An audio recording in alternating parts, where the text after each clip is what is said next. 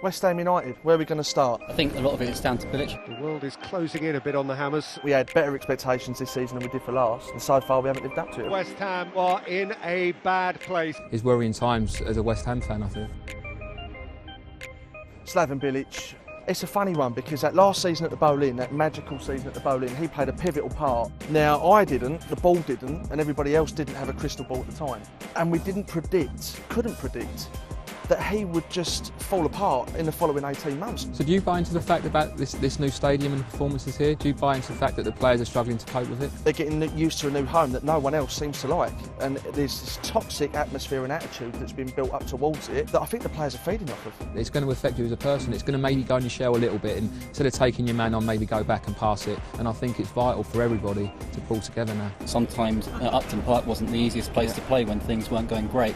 Here, as well, it becomes even harder, I think, because it's harder to create a positive atmosphere. So Slav goes and David Moyes is appointed.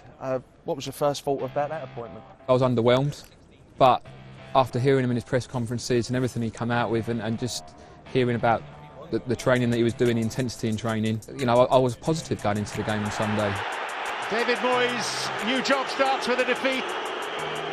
At Sunderland, a lot of the fans were not happy at all with this kind of fatalistic talk as soon as he went in there, and I think that he was already starting to shift some of the blame onto the players, and I worry that will backfire on him. We're going to have to show a massive strength of character at the moment, because even if we win against Leicester, we could potentially still be bottom of the league at Christmas. I'm not sure if the players fully appreciate that yet. I don't know if they think maybe they're a bit better than this.